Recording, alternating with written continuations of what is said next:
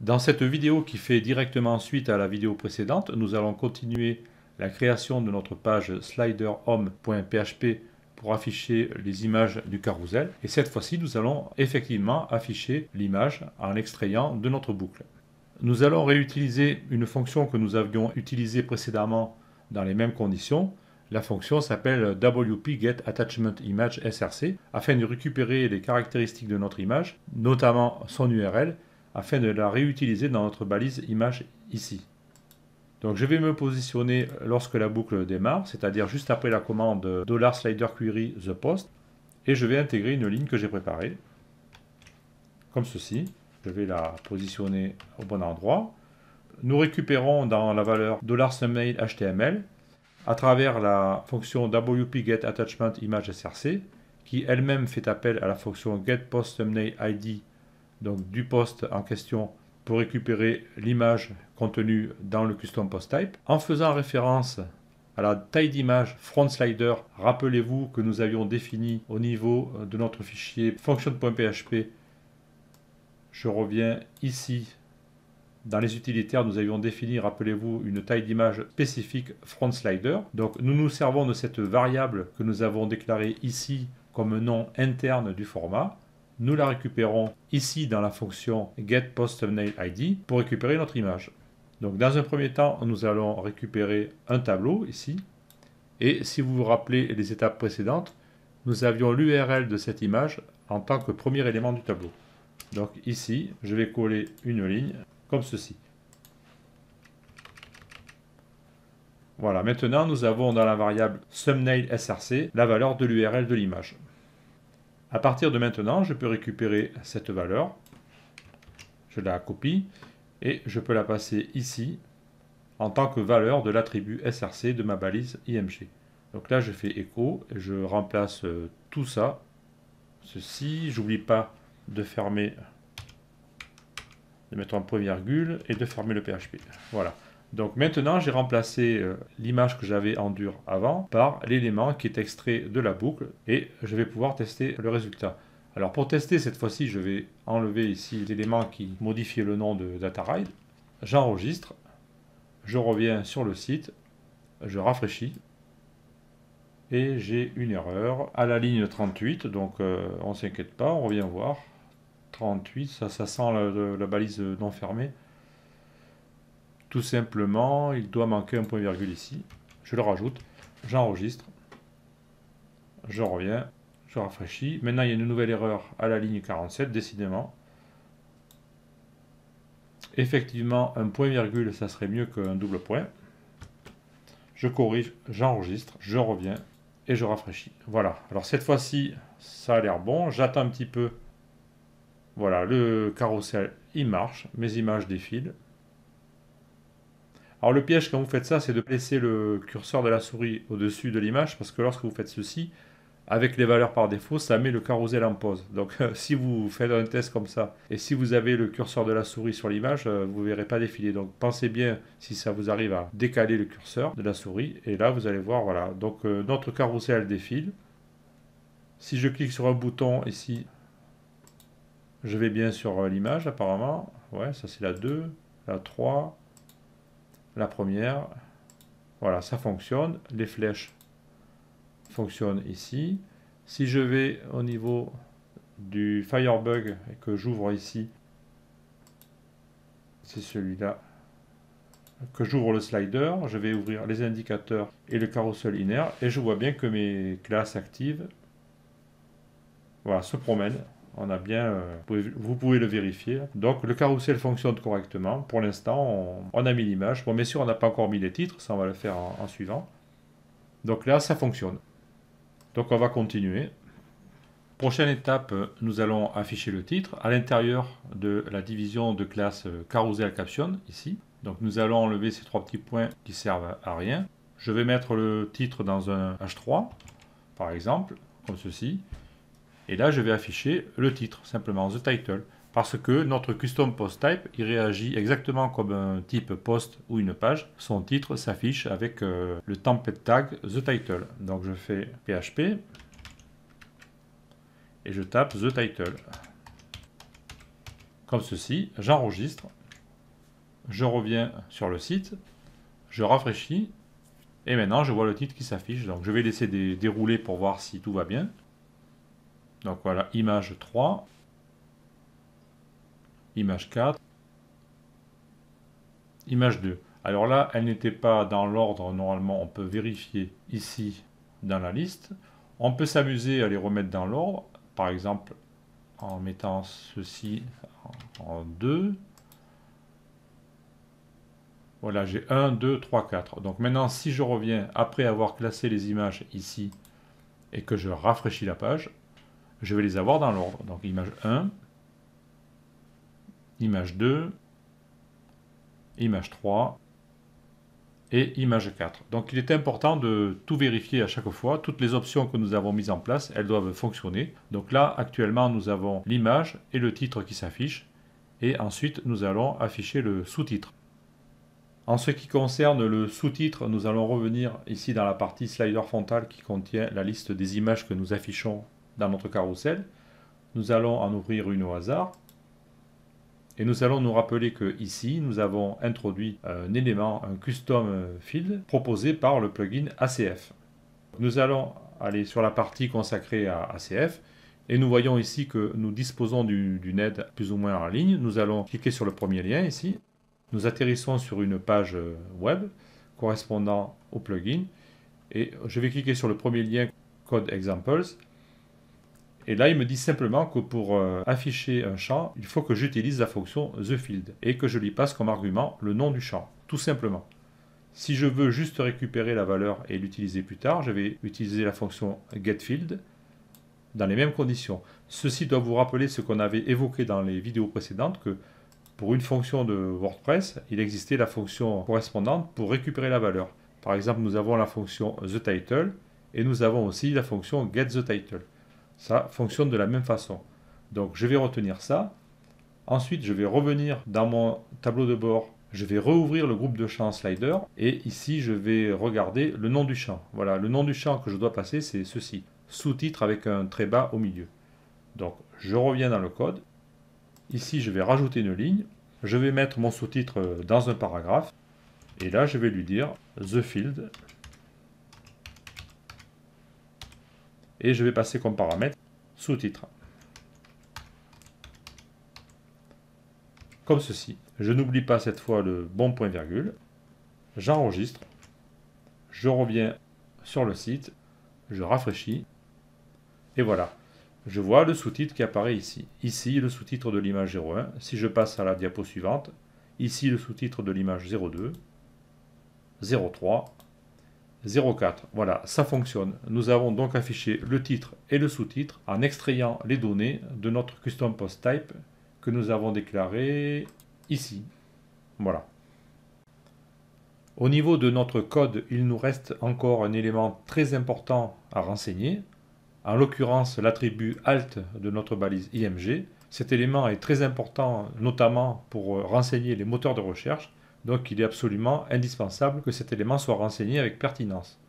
Alors concernant les images dans WordPress, lorsque nous nous rendons dans la bibliothèque de médias, pour chacune des images composant la bibliothèque, nous avons la possibilité et même le devoir de renseigner l'attribut texte alternatif. Donc je l'ai fait ici pour chaque image, comme vous pouvez le vérifier. Et nous allons récupérer cet attribut par l'intermédiaire d'une fonction qui s'appelle getPostMeta. Pour en savoir un peu plus au sujet de cette fonction, je vais me positionner sur le codex de WordPress, à la page qui décrit cette fonction, donc getPostMeta.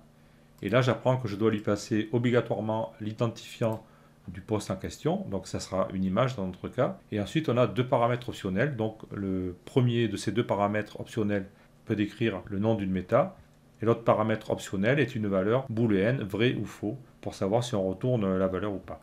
Nous, on va faire un essai pour vérifier ce que la fonction nous renvoie. Donc je retourne dans la bibliothèque, ici j'ouvre pour récupérer l'identifiant d'une image, donc en l'occurrence 140.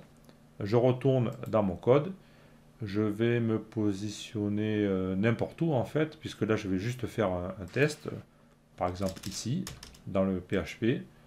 Je vais taper $truc égale get post méta, je lui passe 140 en paramètres, et je fais un var dump de $truc. Et je vais tuer le script pour être tranquille. Voilà, toujours cette démarche d'expérimenter, de vérifier, avant d'utiliser une fonction, vérifions bien ce qu'elle nous renvoie. Donc j'ai bien get post meta, j'ai pas fait d'erreur.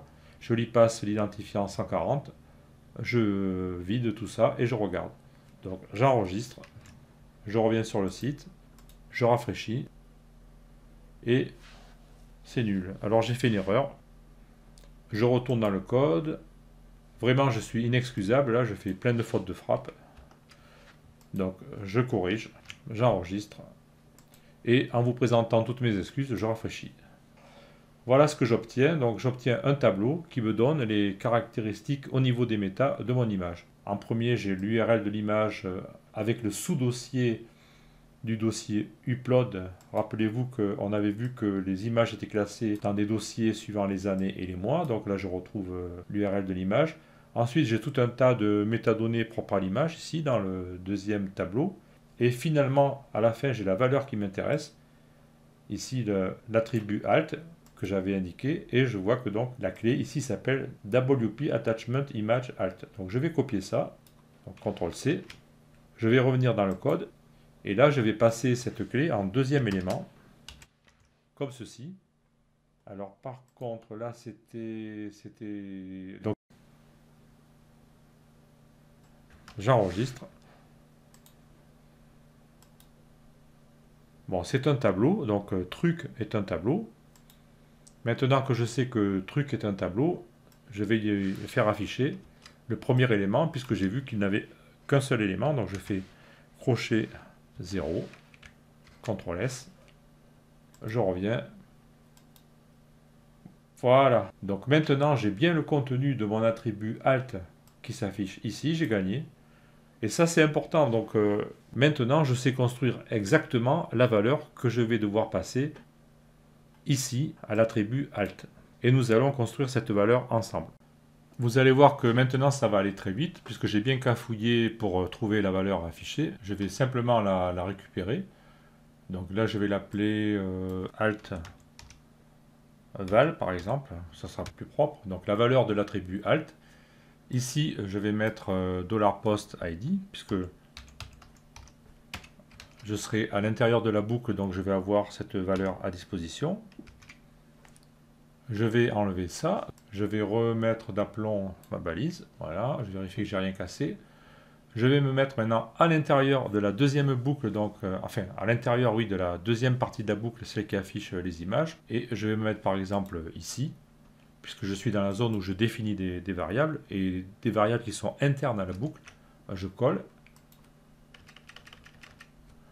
Voilà, alors donc je vais vérifier ce que j'ai fait. Je crée une valeur qui s'appelle $alt_val, qui représente la valeur de l'attribut alt associé à mon image. Je l'extrais avec la fonction getPostMeta, à laquelle je passe l'identifiant de l'article, entre guillemets, puisque c'est un custom post type, donc de l'article en cours. Et je lui demande de récupérer cet attribut dans le tableau qui est retourné. Et maintenant, je n'ai plus qu'à rajouter cette valeur ici, en faisant echo. Alors là, je vais faire attention de ne pas faire de faute, hein. Alt, val. Voilà, comme ceci. Donc maintenant, j'enregistre. Je reviens sur le site, je rafraîchis. Donc je récupère bien sûr le carrousel. Je fais apparaître Firebug, je vais inspecter mon code HTML, je vais dans la section, dans le slider, dans le carousel inner, et je vais ouvrir mes balises items. Et là, je n'ai qu'un tableau au lieu d'avoir une valeur. Je pense savoir pourquoi. J'ai dû oublier ici de lui demander le premier élément. Alors, est-ce que ça va passer comme ça ou est-ce qu'il faut que je passe par une valeur intermédiaire? Je vais voir. Donc là, je colle crochet 0 pour essayer d'extraire le premier élément du tableau. Et si ça ne marche pas, je passerai par une variable intermédiaire. Donc j'enregistre, c'est enregistré. Je reviens sur le site. Je rafraîchis une nouvelle fois. Je repars à l'inspection du code. Je rouvre. Alors l'image Non, alors là, rien ne s'affiche. Donc apparemment, ça lui plaît pas, ma syntaxe ne lui plaît pas. Donc je vais repasser par une variable intermédiaire. Donc ça, je le coupe. Je vais simplement ici reappeler altval. Et je vais y attribuer la valeur du premier élément du tableau de cette même valeur. Ça, je peux le faire. Donc je fais altval 0. Voilà.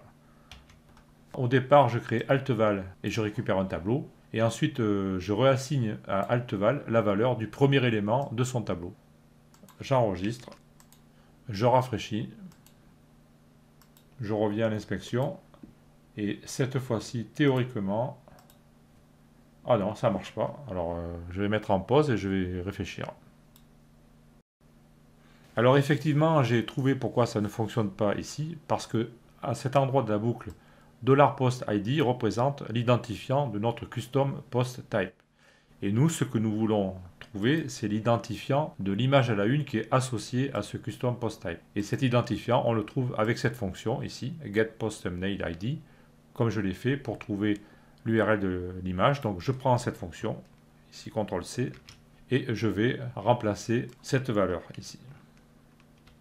Voilà, et maintenant ça va marcher. Donc je fais CTRL-S, je reviens dans ma page, je rafraîchis, je fais revenir Firebug, et je rouvre la section, le slider, carousel inner. Voilà, cette fois-ci j'ai bien mon attribut alt qui s'affiche, je peux tous les ouvrir si je veux. Je vais faire un peu de place ici.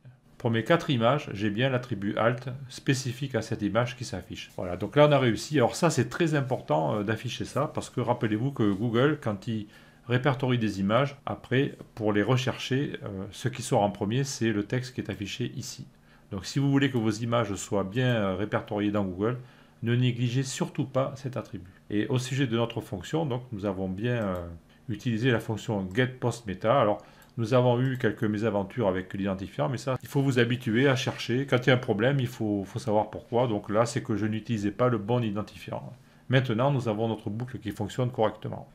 Nous avons pratiquement terminé cette partie concernant l'affichage des images du carrousel à travers notre boucle. Et avant d'attaquer la partie en JavaScript, nous allons rajouter quand même une condition concernant l'image à la une. Admettons que l'utilisateur final ait oublié de mettre une image à la une dans le custom post type. Ça ne sert à rien de chercher l'URL de cette image et de vouloir l'afficher. Donc je vais rajouter une condition if ici au niveau de l'image. Donc je mets if. Et je vais englober tout ça. Donc là, je mets 2 points. Donc là, je suis juste après le while. Ça veut dire que je vais mettre le endif juste avant de le terminer. Donc je mets endif. Voilà, comme ceci. Donc forcément, je vais devoir réindenter tout ce qui est à l'intérieur. Comme ceci. Voilà. Donc j'ai rajouté une condition. Donc un if qui démarre ici et qui se termine ici. Donc s'il n'y a pas d'image, eh bien, on n'affiche rien. Tant pis. Donc là, je enregistre à nouveau mon fichier. Je vérifie que j'ai rien cassé en rechargeant le site. Voilà, donc ça marche toujours, il n'y a pas de souci. Maintenant, je peux aussi, au niveau de ActiveTest, je peux essayer de faire comme j'avais fait dans la première boucle où j'avais mis un indicateur ternaire. Ça sera plus compact. Donc je vais commenter cette partie de code.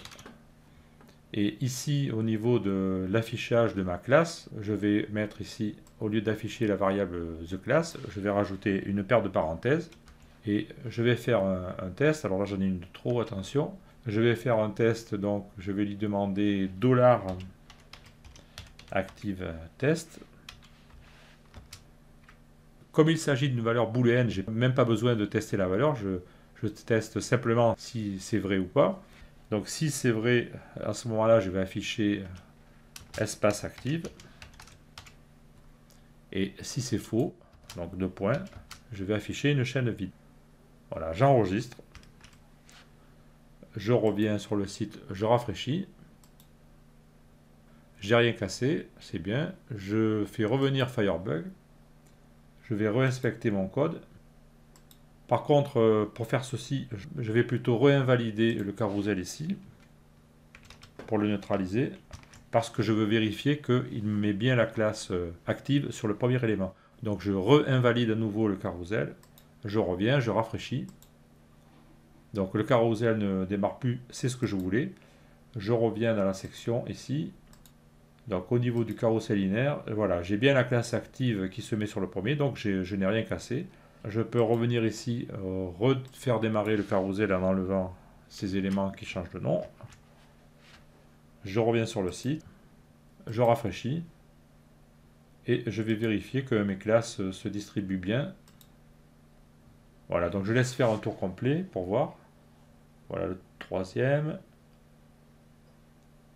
quatrième. Voilà, il revient au premier, il fait le tour, donc tout va bien, j'ai pas cassé mon code. Et je l'ai rendu plus clair. Donc maintenant, je peux supprimer ça. Je peux mettre cette balise là comme ça. Je peux supprimer cette ligne blanche. Je peux supprimer ici ceci que j'avais mis en tant que témoin. Hop, j'ai fait une bêtise. CTRL Z. Je supprime cette ligne blanche. Je regarde mon code. Je peux supprimer des lignes blanches, etc. Voilà. Voilà, comme ceci. Donc maintenant, mon code est propre. Je réenregistre à nouveau. Je reviens recharger le site. Alors, je vérifie que tout se déroule bien. Ah, par contre, là... attendez, c'est 1, 2, 3... Ah non, c'était l'impression. J'avais dû aller trop vite. Je croyais que l'image 4 donnait le bouton numéro 3. Bon.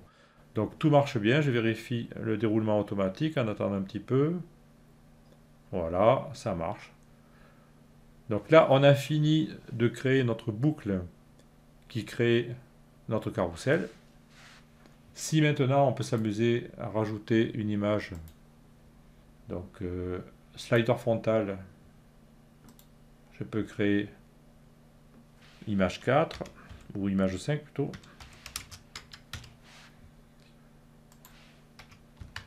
Voilà, je vais les mettre en deuxième position aussi. Là, je vais mettre... je vais reprendre ça, tiens. Alors là, bien sûr, le texte alternatif, je mets n'importe quoi ici, mais en production, il faut mettre des choses pertinentes, bien sûr. Voilà, je publie. Je reviens sur la liste. Donc j'ai bien une image qui a été rajoutée, que j'ai mis en troisième position, hein, puisque je lui ai donné aussi l'ordre 2. Donc si je reviens maintenant sur le site et que je rafraîchis, je vais avoir un bouton de plus en bas ici, un indicateur de plus, et l'image 3, voilà, ça va être mon tunnel. Donc maintenant ça marche. Donc si on rajoute des images, elles se rajoutent automatiquement. Si on en enlève, elles s'enlèvent automatiquement. Donc l'utilisateur, il peut maintenant utiliser le carrousel tranquillement. Il peut le gérer comme il veut. Tout s'affiche. Donc là, la première étape est terminée. Maintenant, nous allons attaquer la partie JavaScript qui va nous permettre d'animer les titres et les sous-titres. Donc on se donne rendez-vous dans la prochaine vidéo. A tout de suite.